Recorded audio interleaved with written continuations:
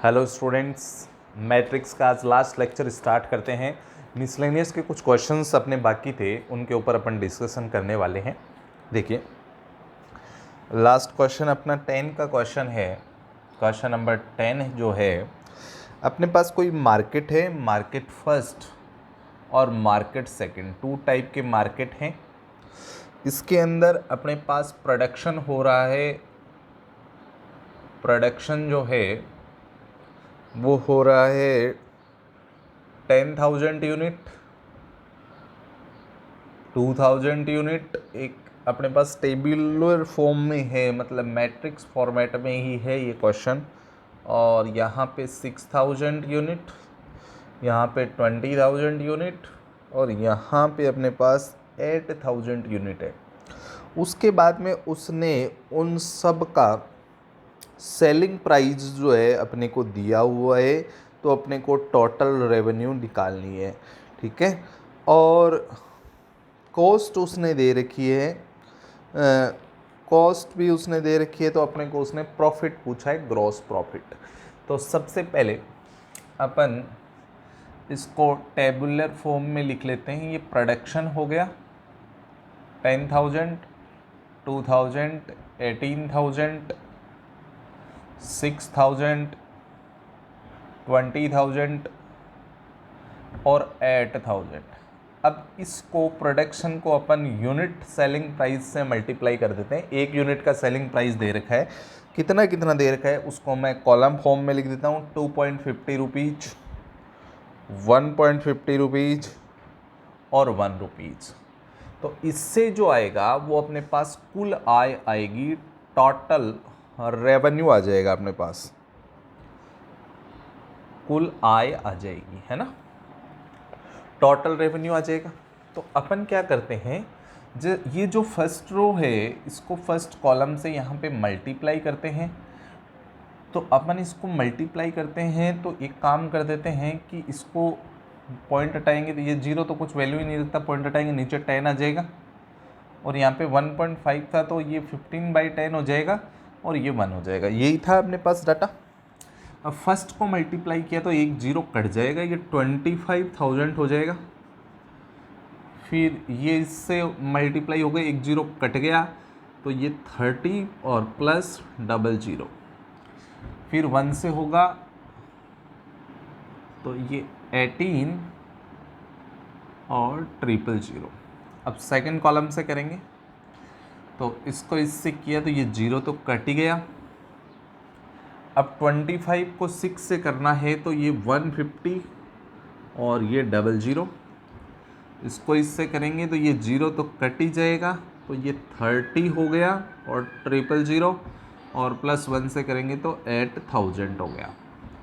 अब आपके पास इनको ऐड करते हैं, ऐड करेंगे तो ये इसमें 21 हो जाएगा। 21 और 25 अपने पास हो गए 46,000 और ये 30,000 और ये 45,000 और 8,000, 45,000 और 8,000 शायद 53,000 हो गया। ये फर्स्ट मार्केट और सेकंड मार्केट का टोटल रेवेन्यू आ गया है। ठीक है, अब आगे इसके अंदर सेकंड पार्ट में बोला गया है, ये तो ए पार्ट हो गया अपना। अब बी पार्ट में उसने बोला है, बी पार्ट में क्या बोला है, ग्रॉस प्रॉफिट निकालना है। उसने कॉस्ट दी है, कॉस्ट दी है तो अपने पास कॉस्ट देने से इन्वेस्टमेंट कितना हुआ, ये टोटल इन्वेस्टमेंट आ गया। टोटल इन्वेस्टमेंट आएगा, कैसे आएगा, ये जो मैट्रिक्स है टेबुलर फॉर्म में 10,000, 2,000, 18,000 और 6,000, 20,000 और 8,000। इसको अपन कॉस्ट से इनटू कर देते हैं। कॉस्ट कितनी कितनी दी है उसने, 2 रुपीज़, 1 रुपीज़ और हाफ रुपीज़। 50 पैसा का मतलब हाफ रुपीज़, सारा मामला रुपीज़ में ही चलना है। तो वही मल्टीप्लाई करता हूँ मैं, तो ये क्या होगा, 2 से इनटू होगा तो 20,000 हो जाएगा और प्लस 1 से होगा तो ये 2,000 एज इट इज और हाफ से होगा तो 9,000। अब सेकंड रो को फर्स्ट कॉलम से करते हैं। 12,000 सेकंड एलिमेंट सेकंड से होगा तो 20,000 और थर्ड से होगा तो ये 4,000 हो गया। अब अपने पास ये 22 और 9 31,000 हो गया, और इसके अंदर अपने पास ये 20,000 32,000 और 4 36,000 हो गया। शायद इतना ही हुआ है। ये फर्स्ट मार्केट के लिए और ये सेकंड मार्केट के लिए अपने पास टोटल अमाउंट आया इतना है सारा मामला बेचने के बाद में, और अपन ने इन्वेस्ट इतना किया था। तो अब अपन ग्रॉस प्रॉफिट निकालेंगे। ग्रॉस प्रॉफिट अपने को कितना लाभ मिला वो अपन निकालते हैं। ग्रॉस प्रॉफिट फर्स्ट मार्केट के लिए और सेकंड मार्केट के लिए। फर्स्ट मार्केट के लिए कैसे करेंगे, 46,000 में से 31,000 माइनस कर दो, और सेकंड मार्केट के लिए कैसे करेंगे, 53,000 में से 36,000 माइनस कर दो। ये माइनस करने के बाद में जो आपका डाटा है वो आपका आंसर है।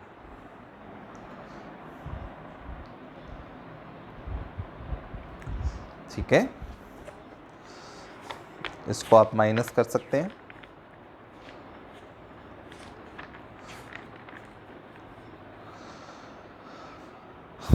तो अपने पास आगे यहाँ तो अपने पास हो गया 15,000 और यहाँ पे अपने पास हो गया 17,000। ठीक है, ये अपना लास्ट फाइनल आंसर है। कॉपी कर सकते हैं आप इसको। नेक्स्ट में आते हैं।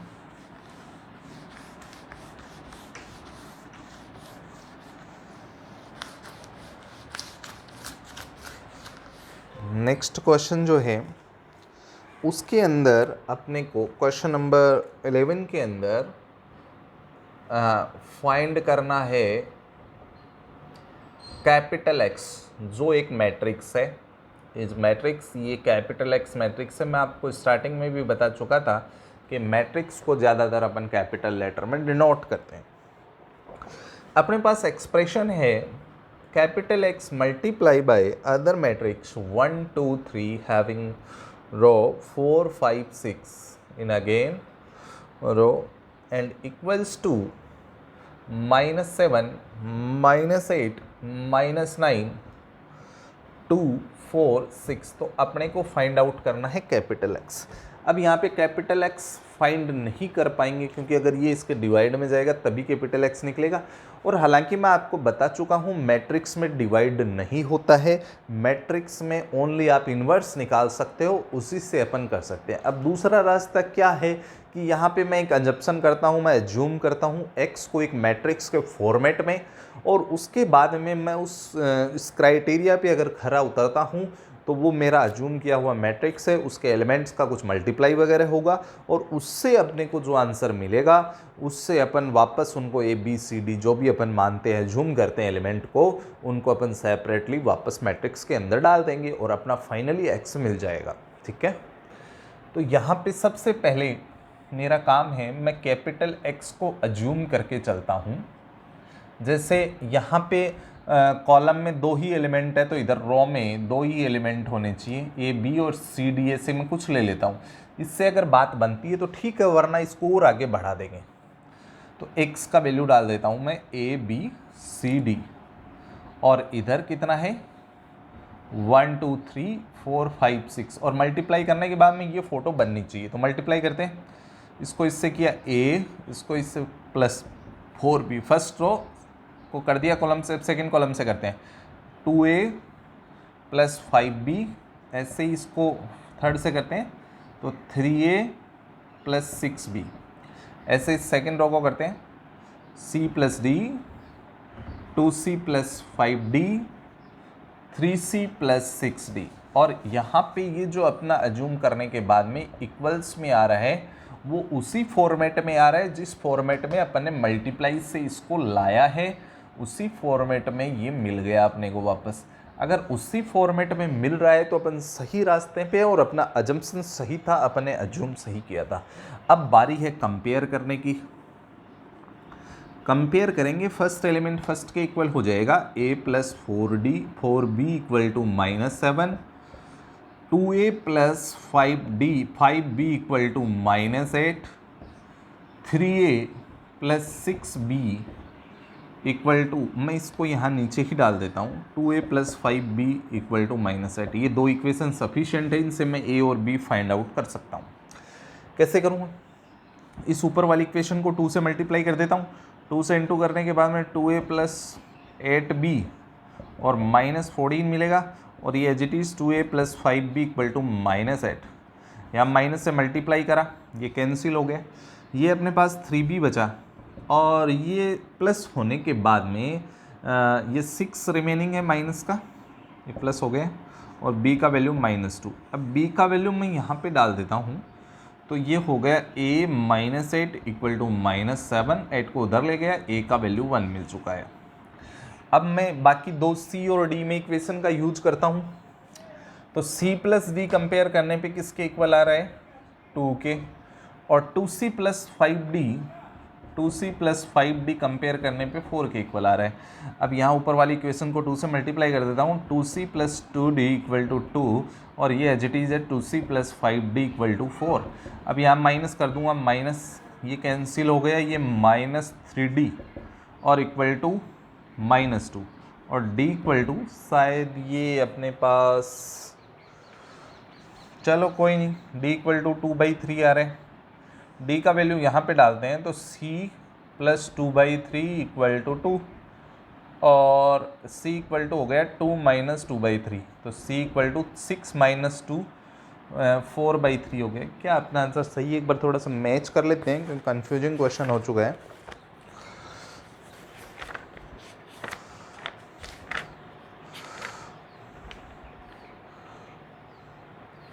नहीं, मैच नहीं हो रहे, डाटा डिवाइड में नहीं आ रहे।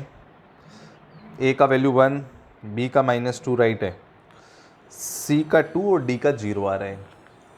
तो c प्लस d कंपेयर करने पे 2 है, और ये अपने पास 2c प्लस 5d था, 2c प्लस 5d, और ये अपना आ रहा था 4, करेक्ट है। फिर अपन ने इसको 2 से इंटू करने के बाद में यहाँ 4 आता ना, तो ये यहाँ पे कितना बन गया? -3d इक्वल टू 0, 3 नीचे जाएगा तो d इक्वल टू 0 मिल गया। अब d का वैल्यू फर्स्ट इक्वेशन में डालता हूँ, तो c प्लस 0 इक्वल टू 2, तो c का वैल्यू 2 आ गया। अब अपने को कैपिटल X निकालना था, तो कैपिटल X में जहाँ जहाँ वैल्यू वहाँ पे पुट कर दीजिए, बस कैपिटल X लाना था। a का वैल्यू 1, b का -2, फिर c चाहिए 2, फिर d चाहिए 0, तो इसका मतलब अपना काम बन चुका है, यही अपना आंसर है। ठीक है, इस तरीके से अपन इसको सॉल्व कर सकते हैं। ठीक है, ये बन गया है। अब नेक्स्ट में आते हैं, ये अपना x आ गया है। ठीक है, अभी अपन नेक्स्ट क्वेश्चन में करते हैं। नेक्स्ट क्वेश्चन जो आपका है वो स्टार्ट करते हैं। नेक्स्ट क्वेश्चन मैथमेटिकल इंडेक्शन का है। इसके अंदर दो टाइप के क्वेश्चन बन रहे हैं। 12 का क्वेश्चन है, अपने पास ए और बी है ना, वो सेम ऑर्डर के स्क्वायर मैट्रिक्स हैं, सेम ऑर्डर स्क्वायर मैट्रिक्स है। पहली बात तो ये उसने बोला है। फिर उसने क्या बोला, हालांकि होता तो नहीं है पर उसने अपने को दिया है, ये बात गिवन है, ए बी बी ए के इक्वल है, हालांकि होता नहीं है, ये गिवन है। उसके बाद में उसने मैथमेटिकल इंडेक्शन से प्रूव करवाया है कि ए बी की power n equal to b की पावर n a, और एक दूसरी चीज़ भी प्रूव करवाई है उसने। इस क्वेश्चन में ही दो चीज़ें प्रूव करवा ली। ए बी का whole power n equal to A का पावर n बी का पावर n, ये दो क्वेश्चन प्रूव करवा रहे हैं वो।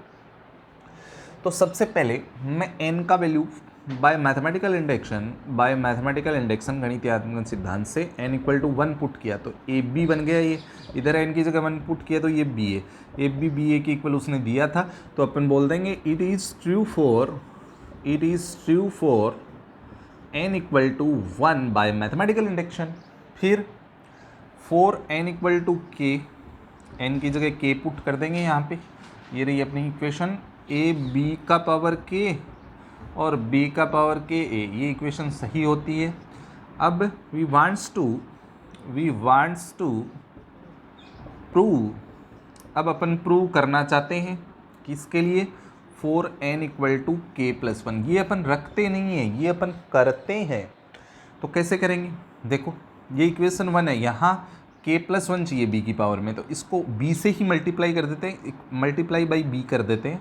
तो a b का power k into b equal to b का power k a into b। तो ये हो गया a, ये b का पावर बन गया k प्लस 1। इसके अंदर इस b को यहाँ लिख देता हूँ मैं, b का पावर k इंटू b और मल्टीप्लाई a। तो a b का पावर k प्लस 1, ये b का पावर बेस सेम है तो पावर k प्लस 1 हो जाएगा इंटू a। इसका मतलब ये प्रूव हो चुका है अपना। अब 4n इक्वल टू 1, यहाँ पे n की जगह 1 पुट करते हैं, ये भी प्रूव कर रहे हैं ना अगेन। ए बी का power 1 equal to a b के इक्वल होता है, ये तो पूरी दुनिया जानती है, इसका मतलब ये तो पहले से ही ट्रू है, ठीक है। फिर अपन करेंगे 4n इक्वल टू k, यहाँ पे n की जगह k पुट करेंगे तो ये ए बी का पावर क्या बन जाएगा k, और इधर a का पावर k b का पावर k बन जाएगा, इसको इक्वेशन 1 बोल देंगे। अब 4n equal to k plus 1 करने के लिए यहाँ पे इसकी पावर k प्लस 1 बनानी है, तो इसको इसी से मल्टीप्लाई कर देंगे। तो equation 1 multiplied by a b से ही मल्टीप्लाई कर देते हैं। तो ये हो गया ए बी का पावर k और इधर a का पावर k b का पावर k तो है ही। अब इसको अपन ए बी से ही मल्टीप्लाई कर देते हैं। अब ए बी से मल्टीप्लाई करेंगे तो इनका बेस सेम है, पावर ऐड हो जाएगी, ए बी का पावर k प्लस 1 बन जाएगा आपका, ठीक है। इधर इनको अलग अलग ब्रैकेट में डाल देते हैं, a का पावर k इंटू ए और ये हो जाएगा b का पावर k इंटू बी। आपको मैट्रिक्स अलजेब्रा में इससे रिलेटेड बातें बताऊंगा मैं जब थ्योरी पढ़ाऊंगा इसकी।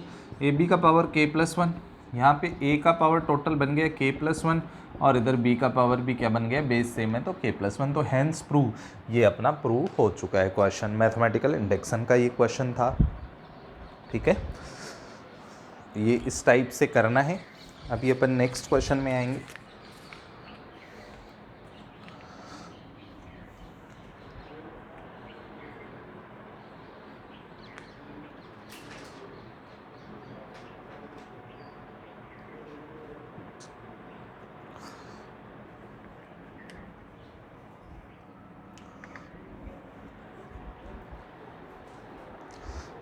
नेक्स्ट शायद 4 क्वेश्चन और रिमेनिंग है इसके अंदर आपके, करते हैं आगे।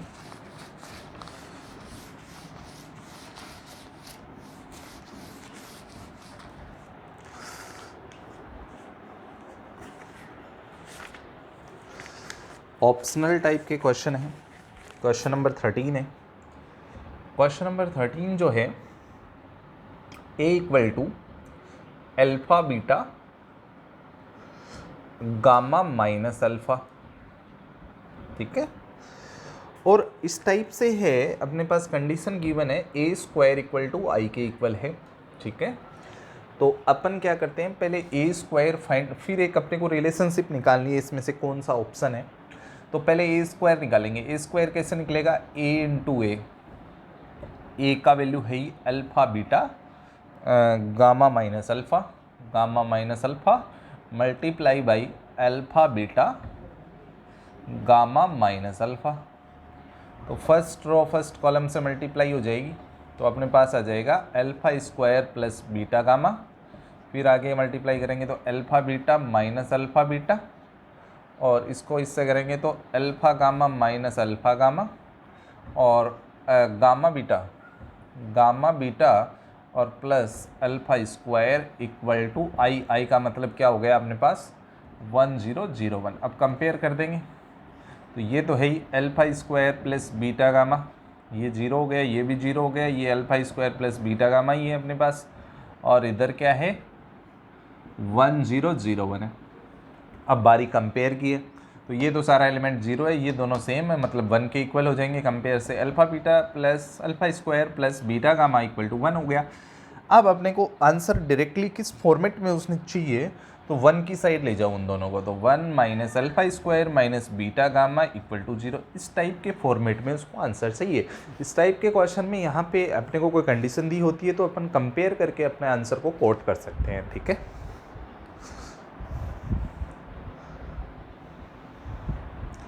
नेक्स्ट में आ जाते हैं। इसमें 3 क्वेश्चन है अपने पास ऑप्शन टाइप के। Question number 14। क्वेश्चन नंबर 14 के अंदर उसने बोला है कि अगर ए सिमेट्रिक भी हो, ए सिमेट्रिक भी होना चाहिए, सममित भी होना चाहिए, ए सिमेट्रिक भी होना चाहिए और वही ए स्क्यू सिमेट्रिक भी होना चाहिए, मतलब वो विषम सममित भी होना चाहिए, कोई भी मैट्रिक्स है। सबसे पहले मैं आपको डेफिनेशन से इंट्रोड्यूस करवा देता हूँ। सिमेट्रिक का मतलब होता है किसी का ट्रांसपोज करने पे वो ही आ जाए तो उसको बोलते हैं सिमेट्रिक या सममित। अगर किसी का ट्रांसपोज करने पे वो आए माइनस के साथ तो उसको स्क्यू सिमेट्रिक बोलते हैं। तो अगर ए के ऊपर माइनस प्लस का कोई इफेक्ट नहीं पड़ रहा है, इसका मतलब वो कौन हो सकता है, किसके ऊपर माइनस प्लस का इफेक्ट नहीं पड़ सकता, तो इसका मतलब वो जीरो मैट्रिक्स है। तो अपना आंसर यहाँ पे क्या होगा कि ए इज जीरो मैट्रिक्स। तो वो जीरो मैट्रिक्स ही हो सकता है जिसके ऊपर माइनस प्लस का इफेक्ट नहीं पड़ रहा है, क्योंकि ए अगर ना सिमेट्रिक हुआ तो प्लस का आना चाहिए और स्क्यू सिमेट्रिक होना चाहिए। आएगा वही ए ही, लेकिन माइनस का आएगा। इसका मतलब किसके ऊपर इफेक्ट नहीं पड़ता, वो जीरो मैट्रिक्स पे इफेक्ट नहीं पड़ता। जैसे एग्जांपल के तौर पे मैं आपको दिखाता हूँ। ए ये है, ए का ट्रांसपोज किया तो यही आ गया, मतलब ए का ट्रांसपोज करने पे ए ही आ गया। और मैं इसको ऐसे भी लिख सकता हूँ, ए का ट्रांसपोज करने पे ये अगर माइनस से मल्टीप्लाई कर दूँ मैं इसको, जीरो को माइनस जीरो लिखे तो भी कोई फर्क नहीं पड़ता। अगर ये माइनस भी लिख सकता हूँ तो ये स्क्यू सिमेट्रिक हो गया, क्योंकि जीरो की जगह आप माइनस भी लिख सकते हो तो कोई फर्क नहीं पड़ता जीरो पे। इसका मतलब सारी कहानी जीरो पे टिकी हुई है। इसका मतलब ए तब भी सिमेट्रिक और स्क्यू सिमेट्रिक एक साथ हो सकता है जब वो कौन हो, जीरो मैट्रिक्स हो, ऑप्शन के अकॉर्डिंग।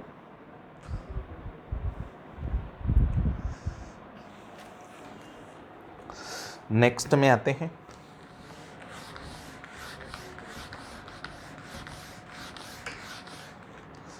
नेक्स्ट क्वेश्चन है 15 का। 15 का क्वेश्चन है, उसके अंदर उसने बोला है A is square matrix. A square matrix है, स्क्वायर मैट्रिक्स है, वर्गाव्यू है, और कंडीशन दी है कि ए का स्क्वायर ए के इक्वल होना चाहिए। ये उसने अपने को कंडीशन दी है। उसके बाद में वो फाइंड करवाना चाहता है, ये अपने को गिवन है, ये दिया हुआ है अपने को। फिर वो फाइंड करवाना चाहता है आई प्लस ए का होल क्यूब एक माइनस 7a का वैल्यू किसके बराबर होगा। ऑप्शन है ए 1 माइनस ए, आई और 3a, ठीक है। तो इसको अपन सॉल्व करेंगे अभी, ठीक है। सबसे पहले तो होल क्यूब ओपन करने का फॉर्मूला बताता हूँ। ए प्लस बी के होल क्यूब का फॉर्मूला होता है A cube plus B cube plus 3a square B plus 3ab square, ये होता है। तो सबसे पहले अपन इसका होल क्यूब इसी फॉर्मेट से ओपन करते हैं। आई का क्यूब प्लस ए का cube plus 3i square A plus 3ia square minus 7a। I का वैल्यू 1 होता है आइडेंटिटी मैट्रिक्स, मतलब अगर मैट्रिक्स के फॉर्मेट में लिखूंगा तो आई क्यूब को आई लिख दूंगा या 1 भी लिख सकता हूँ। अगर वो मैट्रिक्स से मल्टीप्लाई हो रहा है तो ए क्यूब को ए स्क्वायर इंटू ए लिख दूंगा। आई स्क्वायर का वैल्यू 1 है तो इसको 3a भी लिख सकता हूँ मैं। आई मतलब इसका वैल्यू 1 नहीं होता, 1 जैसा होता है। आई का वैल्यू 1 है तो इसको 3a स्क्वायर का वैल्यू डाल दूंगा, कितना a, तो ये 3a हो गया माइनस 7a हो गया। आई है ये अपने पास, a स्क्वायर का वैल्यू कितना a और a वापस मल्टीप्लाई हो गया, a स्क्वायर दिए, ये 6a माइनस कितना हो गया 7a, तो आई हो गया a स्क्वायर का वैल्यू अगेन a है, a plus 6a minus 7a, तो ये आई हो गया, ये 7a माइनस कितना हो गया 7a हो गया। 7a से 7a कैंसिल हो गया, तो अपना फाइनली आंसर क्या आ गया, आई आ गया। आई थिंक इसका आंसर आई हो सकता है। ठीक है, आई आंसर है इसका। तो इस क्वेश्चन को करने के लिए अपने को A cube plus B cube के फॉर्मूले को यूज करना है। A cube plus B cube का फार्मूला होता है A cube plus B cube plus 3 into A square B plus 3ab square. ठीक है, दूसरी चीज़, जहाँ पे आपको ए स्क्वायर दिखे वहाँ पे आप उसको ए पुट करोगे, और बाकी आई क्यूब, जो आई के बारे में बता देता हूँ, आई अगर किसी मैट्रिक्स से मल्टीप्लाई होता है तो वही मैट्रिक्स आ जाता है, लेकिन आपको अगर आई का स्क्वायर करना है तो उसको 1 नहीं लिखेंगे, आई लिखेंगे। आई का पावर कुछ भी करना है तो उसको क्या लिखोगे, 1 न लिख के आई ही लिख सकते हो, आई स्क्वायर लिख सकते हो, कुछ भी लिख सकते हो, लेकिन आई तक ही आना है आपको। ठीक है, तो आप उसको आई लिखोगे, इस बात का ध्यान रखना है, वरना आपका आंसर 1 आ जाता। लेकिन मैट्रिक्स तो एक अरेंजमेंट है, तो आंसर अरेंजमेंट के पैटर्न में ही होना चाहिए। तो इस क्वेश्चन को सॉल्व करते टाइम इस चीज़ का आपको मतलब फोकस करना है कि आई और इसके अंदर क्या है। फिर मैंने क्यूब ओपन किया, ए क्यूब को ए स्क्वायर इंटू ए लिखा, बाकी को मैं हटाता गया। फिर ये ए, यहाँ पे ए स्क्वायर को ए लिखूंगा तो ए इंटू ए स्क्वायर बन जाएगा, इस ए स्क्वायर को वापस ए लिख दूंगा तो ये कैंसिल होके अपना सारा मामला शांत हो जाएगा और आई अपना आंसर आ जाएगा।